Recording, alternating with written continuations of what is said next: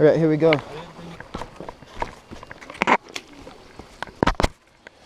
I found my spot wherein I could fly my drone. The kids need to cross there and we're letting them wait because we're gonna film the activity. Hopefully this will not kill my camera.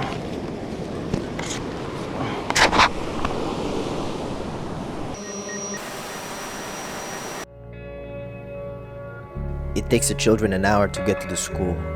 They start walking at just the break of dawn. The hike is uphill through unforgiving terrain. Many children need to be pulled out of bed and stuffed into their private cars. Not here. Every step was a sacrifice. It made me think to myself, how far will you go for knowledge? How far will you go for education? How far will you go to find the truth? School is not all fun and games here in the jungle. As part of their education, these children tend to their gardens. But even though they're working with their hands, you won't see them frown. They saw manual labor as a joy and a privilege, and they understood that they must work in order to eat. No one was complaining. Everyone concentrated on the task at hand. So now we're filming the kids going to the shower. This is where the shower is. Pass through the rivers.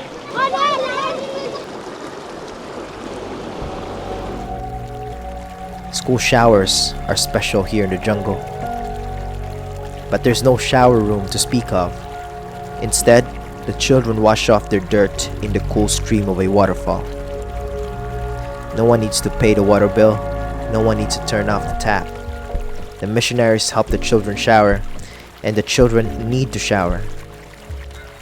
Each of them has only one change of school uniform. They uses these uniform every day. They cannot risk them against the elements, so they keep the uniforms safe and locked away.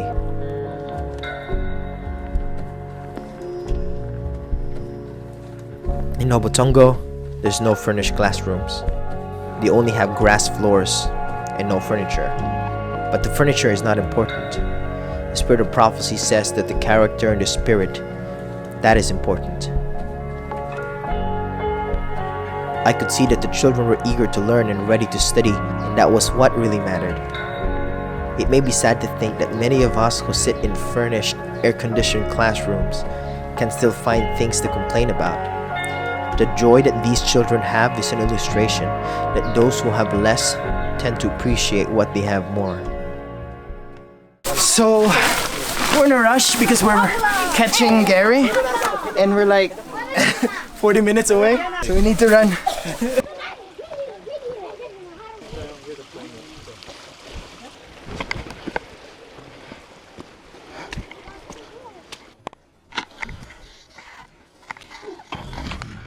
So the plane has just landed and we need to walk all the way down, going up. 30 minutes for a foreigner, 5 minutes for a local. Okay.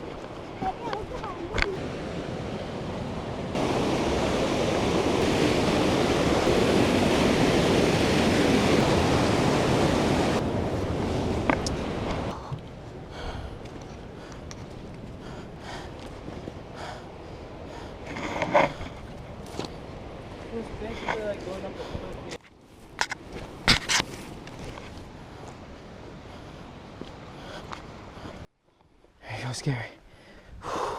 So we don't have time to do an interview, but this is Pastor Dimara. His wife was here before and they were doing mission work. The wife ate some fruit.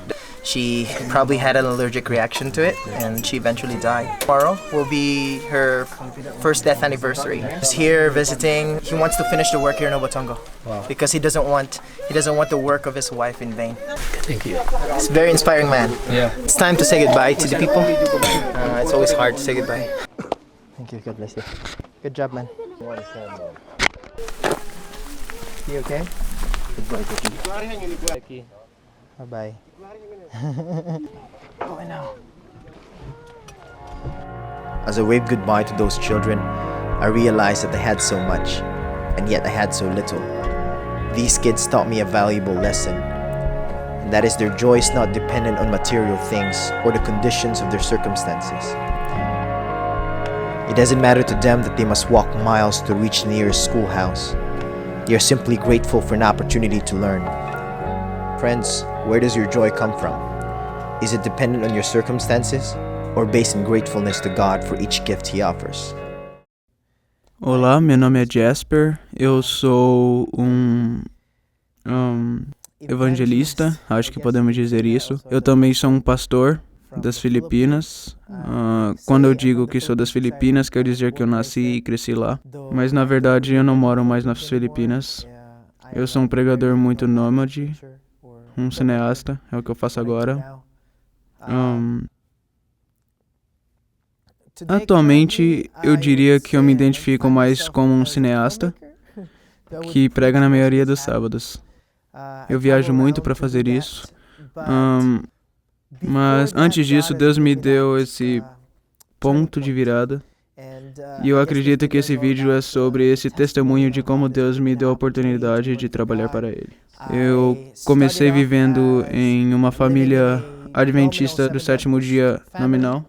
Nós éramos fiéis e íamos para a igreja, mas não tínhamos essa comunhão pessoal com Jesus.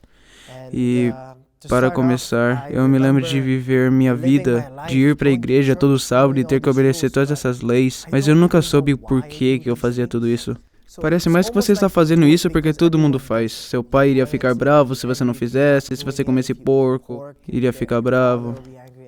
Então, todas essas coisas estão na sua mente, mas você não sabe o porquê que você faz tudo isso.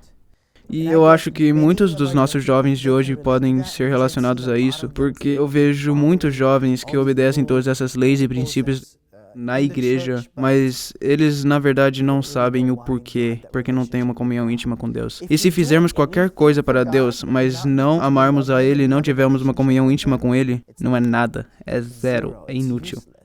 Então, a melhor coisa que podemos falar para as nossas crianças é para buscarem uma comunhão mais íntima com Deus. Porque sem isso, cristandade é nada. Paulo diz que parece só um símbolo que retine. Então, eu cresci desse jeito e, resumindo a história, eu decidi ser enfermeiro. Eu não passei no teste para ser enfermeiro. Então, eu decidi fazer biologia no lugar. E daí eu fui para a faculdade e em uma escola adventista, mas vivendo minha vida como a do mundo. Sabe, você está vivendo nessa instituição e seus pais acham que está tudo bem só porque você está vivendo nessa instituição adventista, mas você está vivendo como o mundo. E eu estava no mundo, mesmo indo para a igreja, eu achava que estava tudo bem, não tenho tatuagem, não faço nada de ruim, não fumo, não uso álcool. Mas lá no fundo do meu coração, eu sabia que eu não conhecia Jesus. Eu sabia disso no fundo do meu coração. E eu estava vivendo como o mundo. E eu acredito que às vezes Deus nos chama, às vezes Ele cutuca no ombro. Sabe, tem uma passagem na Bíblia em Lucas capítulo 13. E se você for em Lucas capítulo 13 e lendo todos os versos, Jesus está contando a parábola da figueira. Ele vai até essa figueira e ele diz para o jardineiro: veja, essa figueira está aqui já há 3 anos, não está produzindo nenhum fruto, por que não a cortamos? Então ele diz que não estava produzindo nenhum fruto, não está saindo nada de bom dessa árvore. E a Bíblia diz que pelos frutos vos conhecereis. Se não produzir frutos, significa que não é uma árvore saudável e não está conectada a nada saudável. Então eu senti que eu era como aquela árvore. O Senhor tem me chamado para o seu ministério, mas eu não estou produzindo nenhum fruto. 0 frutos. Então Jesus diz na parábola: corte ela. E eu sendo a figueira, eu senti tipo, nossa, essa é a minha história. Porque eu me lembro, enquanto crescia, antes de eu tinha 17 anos na época, antes de eu me matricular para o 2º semestre, eu tive uma convulsão muito severa. Uma convulsão muito severa, tremendo, e eu acordei em um hospital. Meu pai me disse: algo aconteceu com você, eu não sei o que é. O que você fez? Você usou drogas? Eu respondi: não, eu não uso drogas. Então o doutor chegou, eles checaram o meu cérebro e acharam um tumor no lado esquerdo. Naquela hora, eu me lembro, eu pensei: nossa, eu acho que Deus quer dizer que Ele vai me cortar, porque eu não produzo nenhum fruto. Mas eu louvo a Deus, porque a história não terminou assim. Porque meu pai me disse, ei, eu acho que Deus está te chamando para ser um pastor. E eu falei, sério? Deus está me chamando para ser um pastor? Eu não quero ser um pastor. Mas ele disse, não, você não tem escolha a não ser ir lá. Então eu disse, tudo bem, vamos fazer isso. Eu me matriculei em teologia e, resumindo uma longa história, Deus tem guiado todo o caminho. E Deus me enviou professores, me enviou pessoas, pregadores dos Estados Unidos e de qualquer lugar do mundo que iriam usar suas Bíblias, ouvíamos a eles, fazíamos estudos bíblicos e eu descobri quão poderosa a Bíblia é e como poderia mudar a vida de pessoas e mudou a minha também. Então aos poucos eu encontrei Jesus estudando os assuntos em teologia. Eu descobri que Deus tem um plano muito especial para mim e eu descobri que Deus tem me chamado para o seu ministério. E eu estou feliz em te contar que em Lucas 13 não para por aí. No livro de Lucas diz que alguém se chegou para Deus e disse, Senhor, eu sei que o Senhor vai cortar essa árvore, mas dê a ela mais um ano. Dê a ela uma chance, mais um ano, eu irei fortalecê-la, eu irei podá-la. Eu farei todas essas coisas que ajudarão ela a crescer para o seu ministério. E se ela der fruto, louvado seja Deus. Mas se não, nós iremos cortá-la. E eu sinto que Deus tem me chamado para fazer isso. E é como se fosse a minha história, porque depois de alguns anos estudando teologia, a última vez que eu fui revisar, quando eu tinha 20 anos, o tumor sumiu completamente.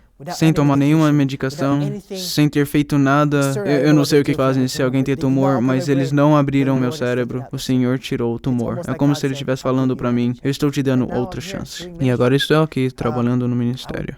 Deus tem me dado oportunidades de pregar ao redor do mundo. Atualmente eu trabalho no Ministério de Mídia. Depois de ter me formado, eu fui para Jakarta, na Indonésia, para ser um pastor. Eu passei 2 anos lá, eu trabalhei como evangelista com a Amazing Facts, de lá por 1 ano e meio em solo e em Java. Eu fiz todas essas coisas, mas então Deus me chamou para o Ministério de Mídia. É um ministério muito caro, mas Deus me chamou para fazer parte desse ministério. E ele é cheio de milagres. Eu posso te contar muitos e muitos milagres, mas eu acredito que Deus provê durante o caminho. Então eu senti esse chamado e eu disse, Senhor, eu vou até o fim. E atualmente eu tenho vivido o ano inteiro como videógrafo, cineasta, pregador. Eu viajei em torno de 27 países, mais de 27 países. E Deus tem sido gracioso. Deus tem estado lá, provendo até o fim. Minhas passagens, eu tenho viajado pelo mundo e Ele tem provido as minhas passagens. Eu vou para lugares e Ele provém lugares para eu ficar. É incrível. Uma das histórias é de quando eu fui para a Europa e eu não tinha lugar para ficar.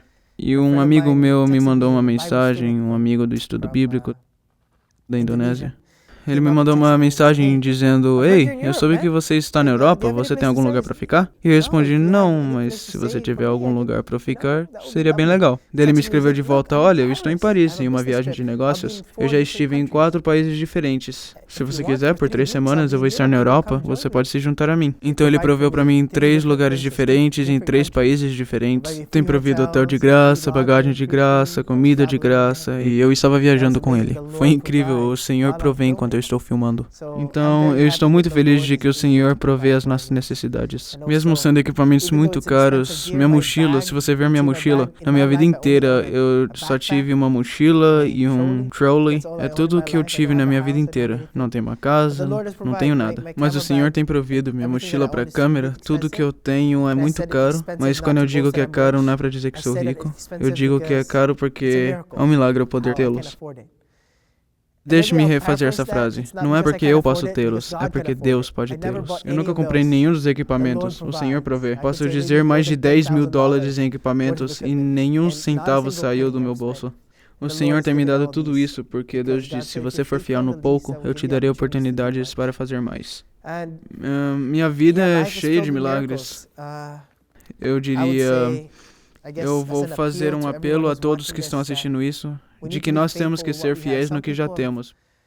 Porque algumas pessoas, às vezes os jovens vêm para mim perguntando que tipo de equipamento eles devem ter, e isso, e aquilo, e o outro. Mas na verdade não é só o que temos na nossa mão, é o que temos no nosso coração. Se nós estamos sendo fiéis no que Deus tem nos dado, Ele nos dará mais oportunidades. E muitas pessoas ficam sonhando, eu quero comprar todos esses drones e essas câmeras. Mas essas coisas que Deus já tem dado a eles, eles estão rejeitando. Mas para que sejamos sucessíveis nesse ministério, nós temos que ser fiéis nas pequenas coisas que Deus tem nos dado. Uma das experiências que eu tenho é de quando eu estava em Fiji. Eu estava em Fiji com o irmão Taj Baclair, ele estava pregando. E às vezes você não precisa levar todos os seus equipamentos. Mas eu levei todos os meus equipamentos e estávamos na floresta e estávamos filmando uma vez e eu me lembro que era uma floresta muito densa e fechada e nós estávamos filmando um devocional. E eu me lembro de que eu tinha posto minhas mochilas num lado e bem na hora que estávamos gravando o irmão Taj estava gritando, não, por favor, não pegue nossas mochilas. E alguém veio até nós, pegou nossas mochilas e saiu correndo. Eu estava muito assustado, muito chocado. E então, estávamos tentando persegui-lo, o irmão Taj tentou, estava só parado pensando, o que está acontecendo? E ele fugiu e nós perdemos as nossas mochilas. Mas Deus sabia que naquela hora nós tínhamos paz no nosso coração. Eu sabia que foi Deus que nos deu essa paz. Então nós oramos para que Deus trouxesse nossos equipamentos. Eu sabia que Deus iria trazer os equipamentos. Eu confiei nele. Então Taj orou, e eu orei, e fomos para o encontro. E Taj pregou naquele encontro aquela noite. Mas pela graça de Deus, esse encontro estava ao vivo na internet. Então o chefe da polícia de Fiji, um dos chefes da polícia de Fiji, ouviu e disse, sabe o que? Isso é ruim. Isso é ruim, nós temos que trazer essas mochilas de volta. Ele ligou para os outros oficiais e disse, ei, nós temos que achar essas bolsas. E todos esses policiais fizeram o seu máximo e pela graça de Deus, no dia seguinte, nós recebemos uma mensagem que dizia, ei, nós achamos suas bolsas. Nós achamos as bolsas, por favor, venha pegá-las na delegacia. E isso em um dia. Foi um milagre. É um milagre como Deus protege nossos equipamentos. E foi tudo retornado para nós, exceto pela Bíblia. E eu oro para que essa Bíblia seja usada de alguma forma, eu não sei, sabe? A Bíblia diz que a tua palavra não será esquecida, mas a palavra de Deus será usada de alguma maneira, eu não sei como e porquê. Foi roubado, mas tudo foi retornado. Todos os nossos equipamentos foram retornados. E nós tivemos a oportunidade de evangelizar o ladrão e orar com ele. Sim, Deus é bom. Deus é bom. Ele tem feito milagre após milagre conforme nós estamos dispostos a dar um passo de fé para Ele. Muitas pessoas vêm para mim e dizem, nossa, eu gostaria muito de ter esses milagres. Infelizmente, muitos de nós não podemos ter esses milagres porque não estamos dispostos a se aventurar com Deus. Sabe, Pedro foi capaz de andar sobre as águas porque ele estava disposto a sair do barco. Muitas pessoas querem experimentar o que Pedro experimentou, de andar sobre as águas com Jesus, mas não são muitos que estão dispostos a sair do barco.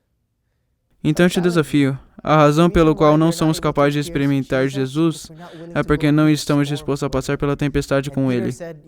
E Pedro disse, sabe o quê? Eu prefiro passar pela tempestade com Jesus do que ficar no barco sem Ele. E se você quer experimentar os milagres de Deus, você tem que estar querendo. Os 3 meninos hebreus estavam dispostos a passar pelo fogo, e Deus fez um milagre a favor deles porque eles estavam dispostos a entrar no fogo com Jesus. E se nós queremos presenciar milagres na nossa vida, nós temos que estar dispostos a ir com Jesus aonde quer que Ele for. Eu também faço parte de um time chamado Lineage Journey, e esse time é aquele que eu falei da experiência que eu tive na Europa. Eu sou parte desse time, e nós fazemos vídeos sobre a reforma protestante, e a maioria desses vídeos são lançados no Facebook e no YouTube, algumas partes do Hope Channel, provavelmente, e tem passado em alguns canais religiosos, canais adventistas têm produzido também, quer dizer, transmitido eles.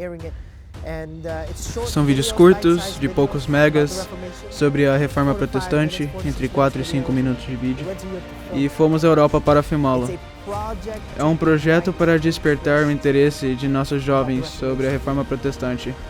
Então estávamos com Adam Random, Cliff Cotet e todos esses membros para fazer esse trabalho na Europa. Então, por favor, dê uma olhada. Eu tenho certeza de que tem alguns traduzidos já para o português. Então, Lineage Journey é uma produção que surgiu de um time de aproximadamente 7 pessoas não trabalhamos ao mesmo tempo. Às vezes nós fazemos, mas na maioria das vezes nós não trabalhamos ao mesmo tempo. Não é uma empresa grande, nós não temos fundos suficiente, é na base da fé. Se nós cremos que Deus nos dará o dinheiro, então nós vamos. Algumas conferências nos patrocinam, pela graça de Deus. Mas a maioria de nós não somos pagos, nada, zero dinheiro. O Adam, como pastor, claro, recebe da conferência. Mas todos nós somos voluntários e não recebemos dinheiro nenhum. Eu vou para a Europa, eles vão para a Europa, nós trabalhamos meses inteiros e nunca somos pagos. Mas não estamos trabalhando para a renda, mas para o resultado do trabalho. E é por isso que nós fazemos isso. São muitos milagres. Nós temos viajado ao redor do mundo, conhecendo novas pessoas, indo para lugares onde eu não tenho lugar para ficar, e é incrível porque meu time é da Inglaterra e eles moram lá. Então, se não tem mais trabalho, eles simplesmente vão para casa. Mas eu não posso voltar para casa porque é muito caro para ir das Filipinas para a Europa toda hora. Então eu ficaria na Europa por 3 meses para filmar. E eu tenho que sobreviver. E algumas pessoas provêm. Eu estive em 8 países em 7 dias, o Senhor provê. Pessoas vêm até mim e perguntam, ei, você quer ficar em casa? Pessoas ligam para mim e perguntam, você quer que eu agende um hotel para você? Eu literalmente não tenho nenhuma conta bancária, nenhum dinheiro. Eu gastei nada de dinheiro, nenhum centavo sequer na Europa. Deus tem provido tudo por 4 meses. E Ele é quem me leva para lá e me traz de volta para casa. Eu acredito que se Deus plantou o desejo no nosso coração, quer dizer que é porque Ele vai prover pelas nossas necessidades. A irmã White diz que Deus tem milhares de maneiras de prover para nós, das quais nós não sabemos. E eu acredito nisso, eu acredito que Deus irá prover nossas necessidades. E eu oro para que essa também seja a sua experiência. Saia, faça algo para Deus. Se Deus te chamou para fazer parte desse ministério, não fique esperando os fundos entrarem. Não fique tipo, vou fazer parte desse ministério só quando eu tiver dinheiro. Dê um passo de fé. A Bíblia diz que Deus chamou Josué e Deus disse, põe a sola do teu pé na terra e a terra será sua. Ele não diz, espere as minhas bênçãos. Espere pelo dinheiro. Não. Põe a sola do seu pé na terra, e eu irei prover para que a terra seja sua. Então, Lineage é uma produção muito pequena. Quando nós filmamos, é só 3 ou 4 de nós. É uma produção bem pequena, mas o Senhor é capaz de nos ajudar. Anjos nos ajudam, e eu acredito que o Espírito Santo também tem nos ajudado a saber o que fazer. Então, eu quero te encorajar para fazer algo para Deus. Para dar um passo de fé, ser como Pedro, de sair. Pedro duvidou, mas ele estava disposto a sair por Deus. Os 3 jovens hebreus estavam dispostos a passar pelo fogo, e eles ainda disseram, mesmo se Deus não nos salvar, nós estamos dispostos a passar pelo fogo. Então acredite que Deus irá prover suas necessidades, assim como Ele tem provido no passado, no tempo de Moisés, no tempo de Josué, no tempo dos heróis da fé. Ele irá prover suas necessidades hoje, se nós estivermos dispostos. Deus tem 1000 maneiras do qual nós não sabemos. Eu acredito que se alguém não trabalhar só para a renda, mas também para o resultado do trabalho, Deus irá prover. Eu acredito que se é da vontade de Deus, é sempre Ele que paga. Ele irá cuidar das suas necessidades. Ele irá nos dar o que necessitamos. Ele irá nos dar o suporte, se nós tivermos o desejo no nosso coração de terminar o trabalho nessa geração.